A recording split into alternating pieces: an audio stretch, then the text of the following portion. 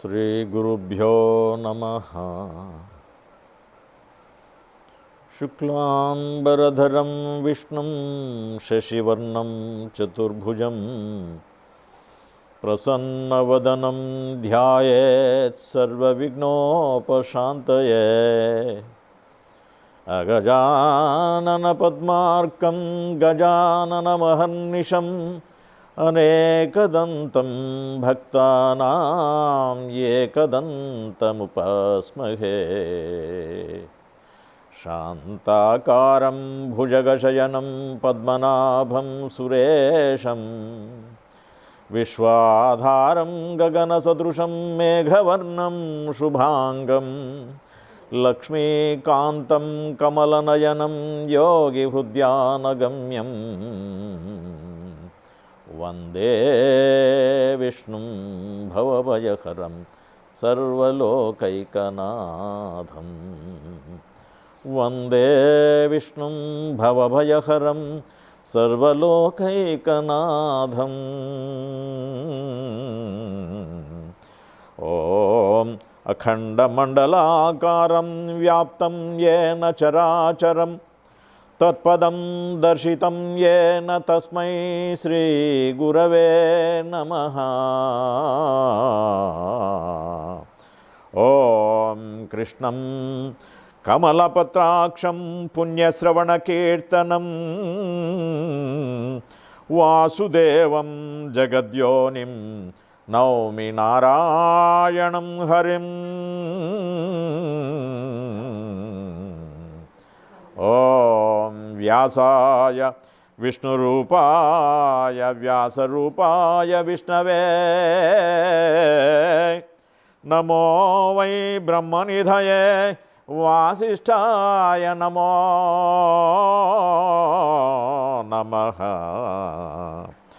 ॐ नारायणं नमस्कृत्य नरं चैव नरोत्तमं देवीं सरस्वतीं व्यासं ततो जयमुदीरयेत्।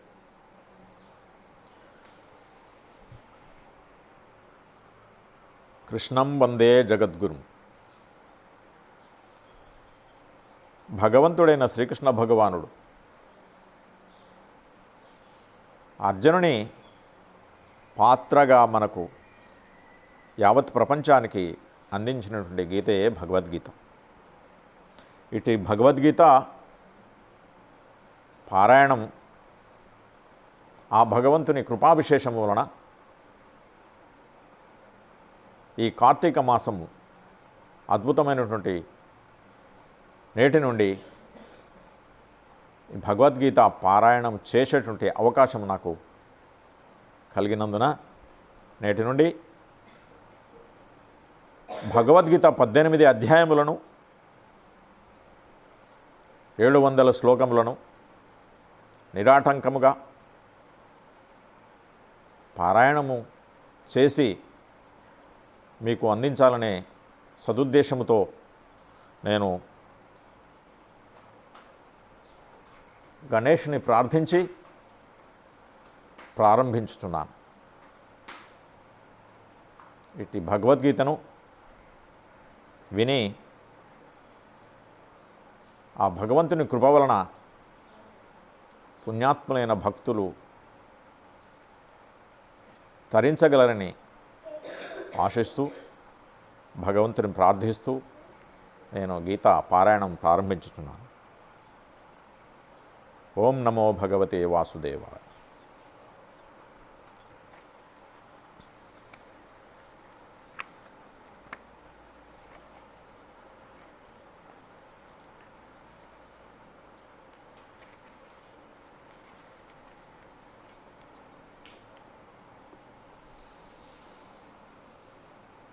శ్రీకృష్ణ పరబ్రహ్మణే నమః.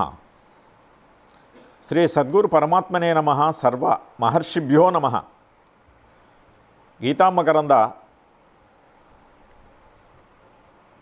వ్యాఖ్య సహిత శ్రీ భగవద్గీత అథ ప్రథమోధ్యాయ అర్జున విషాదయోగము. ఈ అర్జున విషాద యోగము, యోగమనగా కూడిక, జీవాత్మ పరమాత్మల యొక్క ఐక్యమే యోగమని చెప్పబడినది. అట్టి ఐక్యమును సిద్ధింపచేయు మార్గమును యోగమని చెప్పబడినది. జీవ బ్రహ్మల యొక్క అట్టి సంయోగము నిష్కామ కర్మ చేయగాని, భక్తి చేయగాని, ధ్యానము చేయగాని, జ్ఞానము చేయగాని సిద్ధించగలదు. కనుకనే ఆయా మార్గములను, సాధనలను అవలంబించినప్పుడు వానికి కర్మయోగమని, భక్తి యోగమని, ధ్యానయోగమని, జ్ఞానయోగమని వేరువేరుగా పేర్లు చెప్పబడినవి. అయితే విషాదమున్నో ఒక యోగమేనా? విషాదమనగా దుఃఖము, దుఃఖము యోగం ఎట్లు కాగలదు అను ప్రశ్న ఉద్భవించవచ్చు. ప్రాపంచిక వస్తువుల కొరకు, భోగభాగ్యముల కొరకు దుఃఖించుట యోగము కాదు, అది సత్యమే. కానీ దైవము కొరకు, ధర్మము కొరకు దుఃఖించుట యోగమే అగును. విషాదము యోగము కాదు, కానీ అర్జున విషాదము యోగం అనబడును. ఏలననగా అర్జునుడు ముల్లోకములు రాజ్యమును తృణప్రాయముగా నుంచి ప్రాపంచిక సుఖములను ఏవగించుకొని ధర్మము కొరకై తీవ్రముగా పరితపించను. ఇట్టి స్థితి ముముక్షువులకు అత్యావశ్యకమై ఉన్నది. అర్జునుడికి కలిగిన ఈ వైరాగ్య భావన, ధర్మ జిజ్ఞాస, తీవ్ర పరితాపము జ్ఞాన ప్రాప్తికి, భగవద్ ఐక్యమునకును దారితీయునది ఒకటచే అతని విషాదమును ఒక యోగముగా వర్ణింపబడినది. దానిని గురించి వివరించున్నది కాబట్టి ఈ అధ్యాయమునకు అర్జున విషాద యోగమని పేరు వచ్చినది.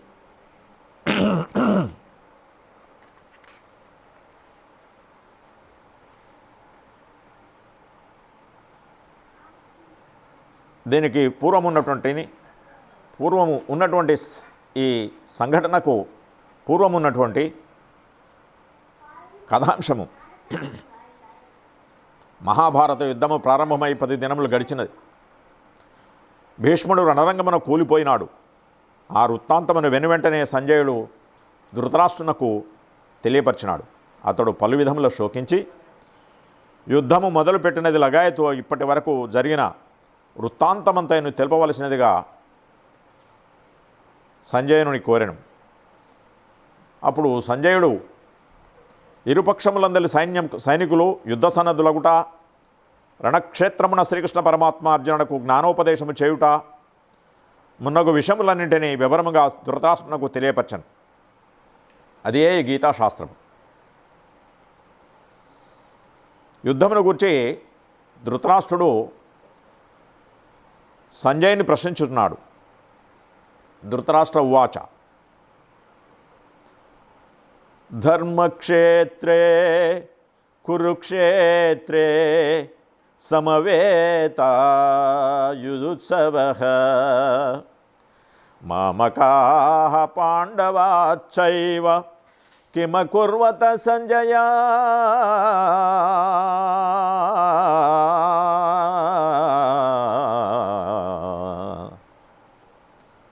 ధృతరాష్ట్ర ఉవాచ అంటే ధృతరాష్ట్రుడు పలికినాడు, సంజయ, ఓ సంజయుడా, ధర్మక్షేత్రమైనటువంటి అంటే ధర్మభూమి అయినటువంటి కురుక్షేత్రమునందు యుద్ధము చేయ తలంపు గలవారలైనటువంటి పాండవులు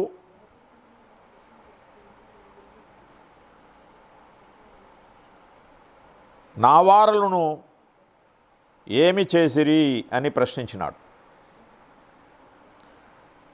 ఓ సంజయ, నావారలకు దుర్యోధనాదులను పాండుపుత్రులకు ధర్మరాజాదులను యుద్ధం చేయ కుతూహలము కలవారై పుణ్యభూమి యొక్క కురుక్షేత్రమును చేసి ఏమి చేసిరి అని ప్రశ్నించినాడు. ఈ భగవద్గీత ధర్మశబ్దముతో ప్రారంభమైనది. అది మంగళవాచకము, శుభప్రదమైనది. ధర్మమను పదమును మొట్టమొదట ప్రయోగించడం ద్వారా శ్రీ వ్యాసమహర్షి గీతకు మంగళాచరణము పలికినట్లయినది. ఏలైనా భగవానుడు ధర్మస్వరూపుడు. ధర్మశబ్దోచ్చారణముచే భగవన్నామమునే వ్యాసులు కీర్తించినట్లయినది. గీతాగ్రంథము యొక్క లక్ష్యము, సారాంశము ఈ మొదటి పదమునందే తేల్చివేయబడెను. అదే ధర్మం. అట్టి ధర్మోద్ధరణము కొరకే లోకమున భగవంతుడు అవతరించుచుండును. ధర్మ సంస్థాపనార్థాయ సంభవామి యుగే యుగే అని భగవంతుడు పలికినాడు.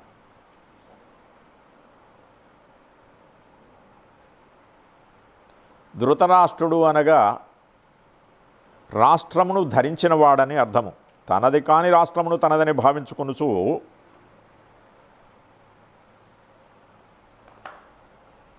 పరిపాలన చేసినాడు ధృతరాష్ట్రుడు. ఈ ప్రపంచము, దేహము, ఇంద్రియములు, మనస్సు, బుద్ధి మున్నగునవి దృశ్యములు. దృశ్యము ఎప్పుడైనా అదృశ్యము కావచ్చు. అవి తాను కాదు. దృక్కగు ఆత్మ ఒకటి తాను గాని దేహాది దృశ్య పదార్థములు కాదు అని అజ్ఞాని తనది కానట్టి అనగా ఆత్మేతరమైనట్టి దేహాది దృశ్య రూపరాష్ట్రమును తనదిగా దలంచి దానిపై మమత్వము, అహంభావము కలిగి ఉండుచున్నాడు. కనుకనే అతడు ధృతరాష్ట్రుడు అయినాడు. అజ్ఞాన భావముతో కూడియుండు వారందరూ ధృతరాష్ట్రులే ఎగుచున్నారు. గీతాజ్ఞాన శ్రవణము చేటి అజ్ఞాన రూప అంధత్వమును రూపమాపుకొనుట ప్రతివాని యొక్క కర్తవ్యమై ఉన్నది. కురుక్షేత్రము, దీని గురించి కొంత వివరణం అవసరం. ఇది చాలా గొప్ప పుణ్యక్షేత్రం. పంజాబ్ రాష్ట్రమున అంబాలా అను పట్టణమునకు దక్షిణముగను, ఢిల్లీ పట్టణమునకు ఉత్తరముగను ఇది వెలైచున్నది. మహాభారతమందలి వనపర్వమున 83వ అధ్యాయమునందు, శల్యపర్వమున 73వ అధ్యాయమునందును ఈ కురుక్షేత్రము యొక్క మహిమను గురించి లెస్సగా వర్ణింపబడినది. పూర్వము బ్రహ్మదేవుడు, ఇంద్రుడు, అగ్ని మున్నగు వారు ఇచ్చట తపము సలిపి ఉండిరి. కౌరవులకు, పాండవులకు మూలపురుషుడైన కురుమహారాజును ఆ స్థలమున పెక్కు ధర్మములు ఆచరించి ఉండేది. ఒకానొక సమయమున కురుభూపాలుడు ఆ ప్రదేశమును దున్నుటచే దానికి కురుక్షేత్రమని పేరు వచ్చినది. ఆ క్షేత్రమునందు ఎవరు తపస్సు చేయుదురో లేక మృతి నొందుదురో వారు ఉత్తమ లోకములకు చేరుదురని ఇంద్రుడు కురునకు వరమిచ్చెను. పూర్వము పరశురాముడును అచ్చోటనే పితృతర్పణము గావించెను. ఎందరో మహనీయులు ఆ స్థలమున పెక్కు ధర్మకార్యములు ఆచరించి ఉండిరి. కాబట్టి అది ధర్మక్షేత్రమని పేర్కొనబడినది. అట్టి ధర్మక్షేత్రమును ప్రవేశించుట వలన తత్ప్రభావము చే అంటే ఆ క్షేత్రము యొక్క ప్రభావము చేత తన తనయులకు, తన కుమారులకు దుర్యోధనాదులను వారి యొక్క చిత్తమున దయాది సద్గుణములు ఉదయించి ధర్మరాజాదుల యందలి సహజ అహింసాది సద్గుణములు పెళ్ళుబికి యుద్ధ విరమణమును ఊర్చిన సంకల్పములేవైనా వారి యందు ఉదయించి ఉండునేమో అను అనుమానము చేత ధృతరాష్ట్రుడు యుద్ధమున వారేమేమి చేసిరి అని ప్రశ్నించి ఉండవచ్చు. మామకాహ అంటే నావారు అని కౌరవులను గూర్చి ప్రత్యేకించి చెప్పడం వలన ఆత్మీయులేయగు పాండవుల యొక్క పాండవుల ఎడల ధృతరాష్ట్రునకు ఒకంత పక్షపాత బుద్ధి కలదని తెలియచున్నది, వ్యక్తమవుతున్నది.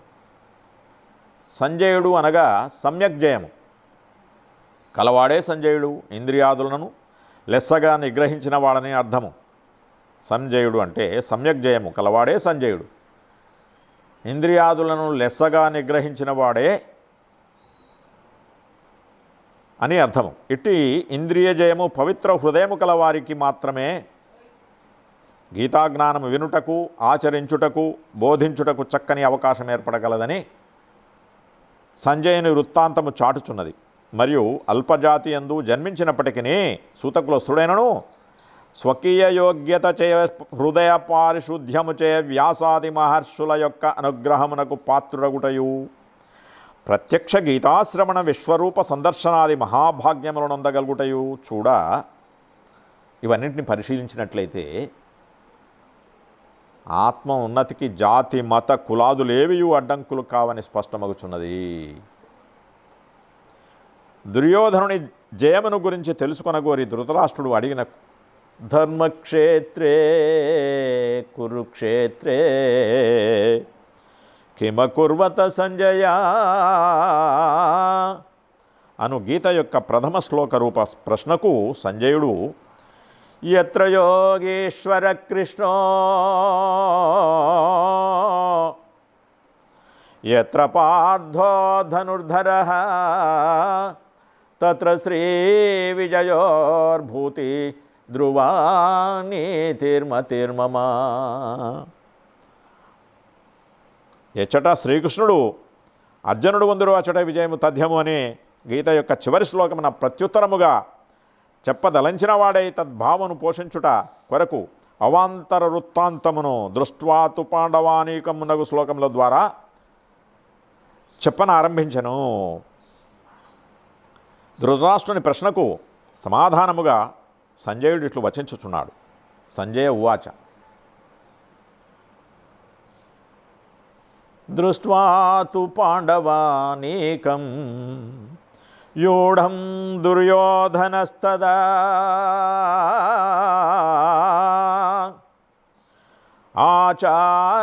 ఆచార్యముపసంగమ్య రాజా వచనమబ్రవే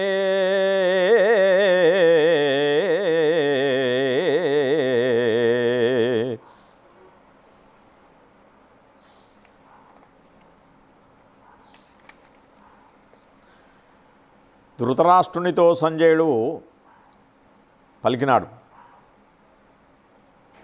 ఈ విధంగా చెప్పాడు. అప్పుడు రాజైన దుర్యోధనుడు వ్యూహాకారముగా రచింపబడి ఉన్న పాండవ సేనను చూసి తదుపరి గురువగు ద్రోణాచార్యుని సమీపించి ఇట్లు పలికినాడు. పాండవ సేనాపతి దృష్టద్యుమ్నుడు యుద్ధశాస్త్రానుసారముగా తన సైన్యమును వజ్రముని పేరు గల వ్యూహముగా సమకూర్చి యుంచెను. పాండవ సేన యొక్క అద్భుత వ్యూహరచన గురించి దుర్యోధనునికి ఆశ్చర్యము జనింప అంతకంటేనూ పటుతరముగా తన సైన్యమును నిర్మింపజేయ ఉద్దేశ్యముతో కాబోలు వెనువెంటనే ఆ వార్తను గురువగు ద్రోణాచార్యుని కెరిగించెను. దుర్యోధనుడు రాజు, ప్రభుత్వమున సర్వోన్నత స్థానమును అలంకరించిన వాడు. అటిచో తనకంటే కింది స్థానమునున్న ఒకానొక సేనానాయకుని వద్దకు చేరి తానే స్వయముగా పోయి పలుకవలసిన ఆవశ్యకత ఇక్కడ అనుమానింపతగిన విషయం. తానే స్వయముగా పోవాల్సిన పని ఏమీ లేదు. వాస్తవముగా ఈ అనుమానము, ఈ ప్రశ్న, ఈ శంక అనేది ఉదయిస్తుంది ప్రతి మానవుని హృదయమునందు. ఇందులకు కారణములు ఇవే ఉండవచ్చును. పాండవుల యొక్క సైన్యమును, అందుకు ముఖ్యంగా భీమాదులను చూసి భయపడే దుర్యోధనుడు ఆధైర్యమును పొంది ఉండవచ్చును. యుద్ధము ప్రారంభములోనే రాజు అధైర్యమును పొందుట, ధైర్యమును కోల్పోవుట అశుభ సూచకము. ద్రోణాచార్యుడు సేనానాయకులలో ఒకడు కావున అతనిని ఆ స్థానము నుండి కదలించినచో సైన్యమంతయు చెదరిపోవు అవకాశము కలదు. ద్రోణాచార్యుడు వృద్ధుడు, వయోవృద్ధుడు, జ్ఞానరుద్ధుడు, పైగా గురుస్థానమునున్నవాడు. అట్టివాని ఎడల విధేయత చూపట ధర్మము అని భావించి ఉండవచ్చు. లేక ఏదో విధముగా ద్రోణాచార్యుని మంచి చేసుకుని అతనిని తన స్వార్థ సంపాదనమునకు వినియోగించదలంచి ఉండవచ్చును. ఈ అన్ని కారణములను బట్టి దుర్యోధనుడు ఆచార్యునికి తన వద్దకు పిలిపించక తానే ఆచార్యుని కడకేగి విన్నవించుకొని ఉండవచ్చును. దుర్యోధనుడు ఆచార్యుని సమీపించి ఈ విధముగా పలుకుచున్నాడు. పశ్యైతాం పాండుపుత్రాణాం ఆచార్య మహతీం చమోం యూఢాం ద్రుపదపుత్రేణ తవ శిష్యేన ధీమతా తవ శిష్యేన ధీమతా.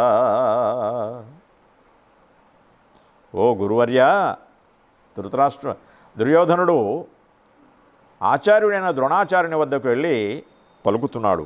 ఓ గురువర్య, బుద్ధిశాలియు మీ శిష్యుడును అగు దృష్టజ్యుముని చేత వ్యూహాకారముగా రచింపబడి ఉన్నట్టి పాండవుల ఈ గొప్ప సైన్యమును చూడు అని పలికినాడు. ఈ శ్లోకమునకు ముందు దుర్యోధన ఉవాచ అని ఉండవలసినది, కానీ అట్లు లేదు. పాపియగుటచే అతని నామమును పుణ్యశీలురగు గీతాపాఠకుల చేత పలుమార్లు ఉచ్చరింపచేయకుండుటకై కాబోలు ఈ విధముగా కావింపబడి ఉండవచ్చు. దుర్యోధనుడు రాజకీయ చతురత కలవాడు. కార్యసాధన నిమిత్తము రాజుకు తానే దిగివచ్చి ఒకానొక సేనానాయకునితో అనగా ద్రోణాచార్యునితో మాట్లాడుటే కాక ప్రతిపక్షముపై అతనికి రోషమును కూడా కల్పింపజొచ్చను. ద్రుపదుని పుత్రుడును మీ శిష్యుడునగు దృష్టద్యుమ్నుడు పాండవ సేనలను చక్కగా తీర్చిదిద్దెను అని పలుకుట ద్వారా అతడు ద్రోణాచార్యునకు ద్రుపదుని ఎడలగల పూర్వపు వైరమును జ్ఞప్తికి తెచ్చను. మరియు మీకు శిష్యుడు ఉన్నవాడే, మీకు శిష్యుడైన వాడే ప్రతిపక్షమునకు నాయకుడై గురువగు మీపైననే కత్తికట్టుచున్నాడని తెలిపి ద్రోణాచార్యునకు తీవ్రమగు రోషమును జనింపచేయుచున్నాడు. ఎదుటి పక్షమును తన్నాయకుని గొప్పగా వర్ణించడం ద్వారా స్వపక్ష నాయకునకు వారిపై ప్రతీకార భావనను వృద్ధి నొందింపజేయుటకే దుర్యోధనుని యొక్క ఆశయమై ఉన్నట్లు కనిపించుతున్నది. ధీమంతుడని పేర్కొనబడుటచే దుష్టద్యుమ్నుడు వ్యూహరచనలో గొప్ప నేర్పరి అని తేలుచున్నది. కనుకనే అతడిని పాండవులు తన సేనానాయకునిగా ఎన్నుకొని ఉండిరి. దుర్యోధనుడు పాండవ పక్షమున గల ముఖ్య యోధుల యొక్క పేర్లను ద్రోణాచార్యునికి ఎరిగించుచున్నాడు. అత్ర శూర మహేశ్వాస భీమార్జున సమాయుధి యుధానో విరాటచ్చ ద్రుపదచ్చ మహారథః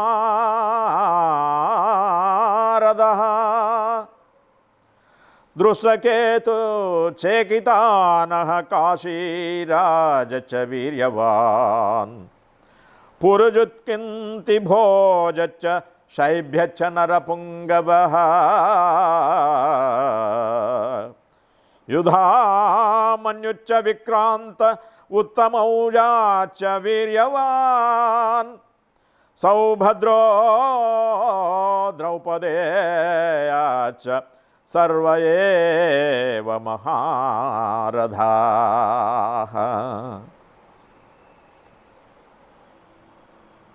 ఈ పాండవ సేనేందు గొప్ప విలుకాండ్రును యుద్ధమునందు భీమార్జునులతో సమానులునగు శూర వీరులను పెక్కురు కలరు. వారు ఎవరనినా యుయుధానుడు, విరాటుడు, మహారథుడైన ద్రుపదుడు, దృష్టకేతువు, చేకితానుడు, పరాక్రమవంతుడకు కాశీరాజు, పురుజుత్తు, కుంతిభోజుడు, నరోత్తముడుగు శైబ్యుడు, శౌర్యవంతుడకు యుధామన్యుడు, పరాక్రమశాలియగు ఉత్తమౌజుడు, అభిమన్యుడు, ఉపపాండవులు వీరందరూ మహారథులే అయి ఉన్నారు.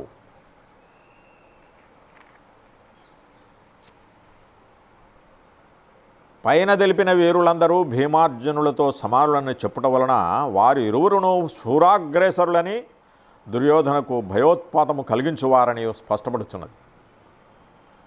దుర్యోధనుడు స్వపక్ష వీరులను గూర్చి ముందుగా తెలుపక పరపక్ష నాయకులను వర్ణించి చెప్పుటలో రెండు కారణములు కలవు. ఆచార్యునకు శత్రు సైన్యముపై రోషము కల్పించుట, రెండవది తన సైన్యము విషయమై ధైర్యమును తగ్గియుండుట, లేక తన సైన్యము కంటే ప్రతిపక్ష సైన్యమే బలవత్తరముగానే ఉన్నదను భావమును కలిగి ఉండుట. మహారథుడు 10,000 ధనుర్ధరులకు యోధులతో ఏకాకిగా యుద్ధము చేయగలిగినవాడు. ఆయుధ శాస్త్రమందు ప్రవీణుడగు శూరుడు మహారథుడు అనబడును. మహారథుడు అంటే 10,000 మంది ధనుర్ధరులైన యోధులతో ఏకబిగిన యుద్ధము చేయగలిగినటువంటి సామర్థ్యము కలిగినటువంటి వాడు, మరియు ఆయుధ శాస్త్రమందు ప్రవీణుడగు శూరుడు మహారథుడు అనబడు. యుయుధానుడు, ఇతనికి సాత్యకి అనియు పేరు కలదు. దృష్టకేతువు చేదీదేశపు రాజు, శిశుపాలుని పుత్రుడు. పురుజిత్ కుంతిభోజులు, కుంతీదేవి యొక్క సోదరులు. ద్రౌపదేయులు, పాండవులు, ద్రౌపది సుతులకు ఉపపాండవులు వీరు. వారి పేర్లు ప్రతివింధ్యుడు, శృతసోముడు, శృతకీర్తి, శతానీకుడు, శృతసేనుడు. వీరు 5గురును క్రమముగా ధర్మరాజ, భీమాదులకు ద్రౌపది వలన కలిగినటువంటి సంతానం. ఈ ప్రకారముగా పాండవ పక్షవీరులను గురించి చెప్పి, ఇక తన పక్షమున గల ప్రధానులైన యోధులను దుర్యోధనుడు వర్ణించి చెప్పుచున్నాడు. అస్మాకం తు విశిష్టాయే తాన్నిబోధ ద్విజోత్తమా నాయకా మమ సైన్యస్య సంజ్ఞార్థం తాన్ బ్రవీమితే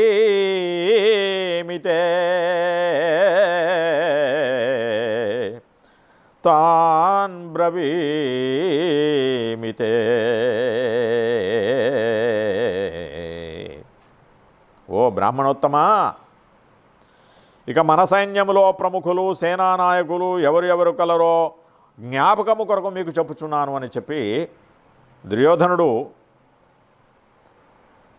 ద్రోణాచార్యుని ఎదుట పలుకుచున్నాడు.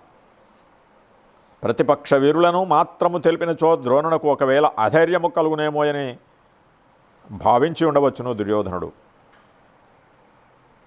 తత్ఫలితముగా దుర్యోధనుడు ఉద్దేశము ద్రోణాచార్యుని లోపల ధైర్య ఉత్పాదనము కొరకు స్వకీయ వీరులకు శూరులకు వారిని గూర్చి కూడా దుర్యోధనుడు తెలుపనారంభించుచున్నాడు.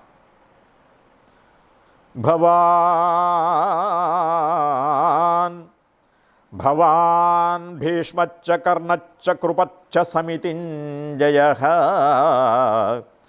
అశ్వత్థామా వికర్ణచ్చ సోమదత్తిస్తథైవ చ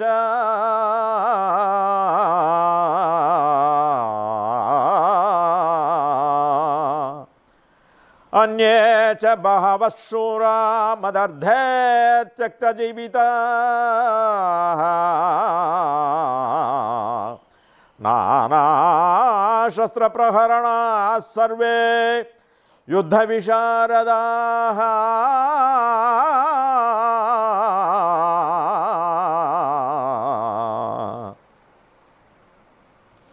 మీరు మరియు భీష్ముడు, కర్ణుడు, యుద్ధమందు జయశీలుడైన కృపాచార్యుడు, అశ్వత్థామ, వికర్ణుడు, భూరిశ్రవుడు ఇంకను నా కొరకు తమ తమ జీవితములను ధారపోయునట్టి అనేక ఇతర శూరులు అందరూ యుద్ధ సమర్థులై వివిధ అస్త్ర సంపన్నులై చటనున్నారు. చూడండి, దుర్యోధనుడు వీరులను పేర్కొన్నప్పుడు తన పక్షమునకు భీష్ముడు సేనాపతి అయి ఉండ అతని పేరు ముందు చెప్పక ద్రోణుని పేరు ఎలా చెప్పవలసి వచ్చను అంటే, ఎదుటనున్న ద్రోణుడు ఏమి భావించునో, అతను ఏమనుకొనునో అని సందేహించి కానీ, గురువును ప్రప్రథమముగా ఎన్నుకొనుట భావ్యమని తలంచి కానీ, ద్రోణాచార్యుని ఉత్తేజపరచు ఉద్దేశ్యముతో కానీ అట్లు చేసి ఉండవచ్చును. 2 సేనల యందలి శూర వీరులను ద్రోణాచార్యుడు ఎరిగి ఉన్నను అతనితో చెప్పు నెపమున దుర్యోధనుడు వారలను తిరిగి జ్ఞాపకము చేసుకొని బలాబలములను లెక్కించుచున్నాడు. త్యక్తజీవితాః, ప్రాణములను విడిచిపెట్టిన వారు అను పదము దుర్యోధనుని ముఖతః వెలువడుటబట్టి చూడ తన వారందరూ నశించియే పోవుదని ముందుగానే అతని అంతరాత్మ భావించి ఉండవచ్చును అని తోచుచున్నది. ఆ ప్రకారముగా పలుకుట దుర్యోధనునకు దుర్నిమిత్త సూచకమని కొందరి మతము, కొందరి భావన, కొందరి ఆలోచన. ఈ విధముగా తన పక్షమున గల శూరులను పొగడి తదుపరి దుర్యోధనుడు రెండు వైపులా గల సేనలను లెక్కగట్టి తన సైన్యమే చాలా గొప్పదని పలుకుచున్నాడు. అపర్యాప్తం తదస్మాకం బలం భీష్మాభిరక్షితం, అపర్యాప్తం తదస్మాకం బలం భీష్మాభిరక్షితం, పర్యాప్తం త్విదమే తేషాం బలం భీమాభిరక్షితం.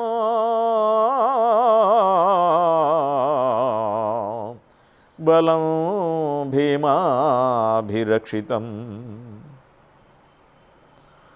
తత్ అంటే అట్టి అస్మాకం మన యొక్క బలము సైన్యము భీష్ముని చేత రక్షింపబడుచున్నది. అపర్యాప్తం అంటే అపరిమితముగానున్నట్టి ఏతేషాం ఈ పాండవుల యొక్క ఇదం ఈ బలంతు సైన్యమననో భీమాభిరక్షితం భీముని చేత కాపాడుబడుచున్నదై పర్యాప్తం పరిమితముగానున్నది. అట్టి శూరులు గల మన సైన్యము భీష్మునిచే కాపాడబడుచు అపరిమితముగానున్నది అనియు అజయమై ఒప్పుచున్నదనియు పాండవుల యొక్క ఈ సేన భీమునిచే రక్షింపబడుచు పరిమితముగానున్నదని జయించుటకు వీలుగానున్నదని పలుకుచున్నాడు. అంటే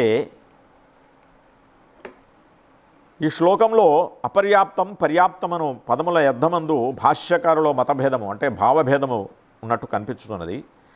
ఆనందగిరి శంకరానందులు మున్నగు వారు అపర్యాప్త పదమునకు అపరిమితమను అర్థమును సూచించిరి. శ్రీధరులు మున్నగు వారు అసంపూర్ణము అసమర్థము అను భావమును ప్రకటించిరి. కానీ ఇందు మొదటి అర్థమే సమీచీనముగా అంటే అనుకూలంగా తోచుచున్నది. ఏలనగా దుర్యోధనుడిదివరలో ఉద్యోగ పర్వమందు ధృతరాష్ట్రునితోనూ భీష్మ పర్వమున ద్రోణాచార్యునితోనూ తన సైన్యము యొక్క గొప్పతనమును గూర్చి మిక్కుటముగా శ్లాఘించి ఉండెను. వారలను ఉత్సాహపరచు నిమిత్తము ఆ విధముగా అతడు చెప్పి ఉండెను. ఇప్పుడును అదే సందర్భము కనుక మరి ఒక విధముగా అతడు చెప్పి ఉండడు. తన సైన్యమును కించపరుచుకునే అవకాశం ఇచ్చట లేదు. శ్లోకము యొక్క ధోరణి స్వపక్షమును కీర్తించున్నదిగానే ఉన్నది. కావున మన సైన్యము చాలా బాగున్నది, పాండవ సైన్యము పరిపూర్ణముగా అపరిపూర్ణముగానున్నది అను అర్థమిచ్చట సందర్భోచితముగా లేదు. తన సైన్యమును శ్లాఘించుచు భీష్మపర్మమున ఇదే శ్లోకమున దుర్యోధనుడు ద్రోణాచార్యునకు చెప్పిన విషయమును ఇచ్చట గమనించవలసి ఉన్నది. భీమాభిరక్షితం కౌరవసేనకు భీష్ముడు అధిపతి అయి ఉన్నట్లు పాండవ సేనకు దుష్టద్యుమ్నుడు అధిపతి అయి ఉండా ఇచ్చట భీమునిచే రక్షింపబడిన పాండవ సేన అని ఎలా చెప్పబడినది అంటే ఇందులకు కారణములు ఇవి అయి ఉండవచ్చును. భీముడు ధార్తరాష్ట్రాదులనందరిని వధించుటకు కృతనిశ్చయుడై ఉన్నందున దుర్యోధని చిత్తమును అతడే స్ఫురించి ఉండవచ్చును. దృష్టద్యుమ్నుడు పాండవ సేనకు నాయకుడిగా నియమింపబడినను సేనంతను కాపాడుచుండుటకు భీముడు కూడా వినియోగింపబడిన. మొదటి దినమున పాండవులచే రచింపబడిన వజ్ర వ్యూహము యొక్క రక్షణ కొరకు దాని అగ్రభాగమనందు భీముడు ఉండెను.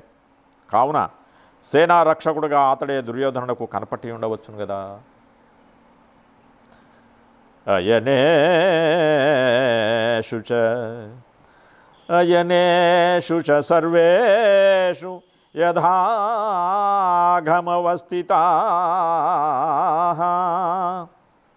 భీష్మమేవాభిరక్షन्तు భవంత సర్వ ఏవ హి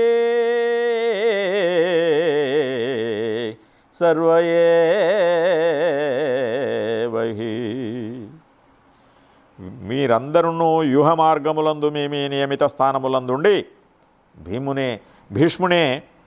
భీష్మునే సర్వవిధముల కాపాడుచుండవలనిను. భీష్ముడు మహాపరాక్రమశాలి. సంశయం ఏమీ లేదు.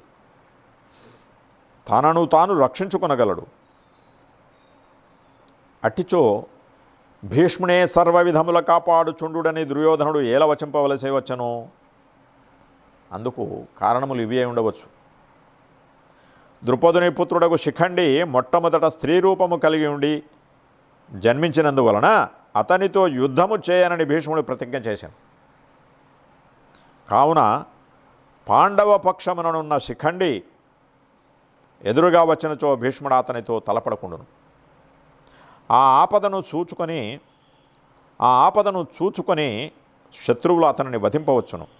ఈ రహస్యం ఎరింగి దుర్యోధనుడు వీరులందరినీ భీష్ముని ఎదుటకు శిఖండి రాకుండులాగున సర్వవిధములా అతనిని సంరక్షించు ఉండవలనని ఆదేశించను. భీష్ముడు ఒకడు క్షేమముగా నున్నచో శత్రువులందరినీ పరిమార్చగల సామర్థ్యం అతనికి కలదు.